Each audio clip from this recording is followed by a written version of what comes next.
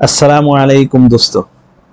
আপনি কি জানেন যে রাসূলুল্লাহ সাল্লাল্লাহু আলাইহি ওয়াসাল্লামের এমন একজন সাহাবী ছিলেন যিনি উদ্যোক্তা হয়ে ইতিহাস গড়েছিলেন, যা এখনো পর্যন্ত আমাদের জন্য একটা নিদর্শন স্বরূপ।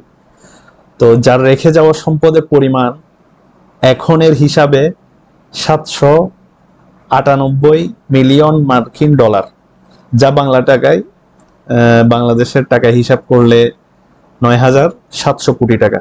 ৯,৭০০ কোটি টাকা যে অল্প সময়ে পুরা একটি সাম্রাজ্য, বিজনেসের একটি থিওরি আবিষ্কার করেছিলেন, একটা সুন্দর একটা সিস্টেম আবিষ্কার করেছিলেন।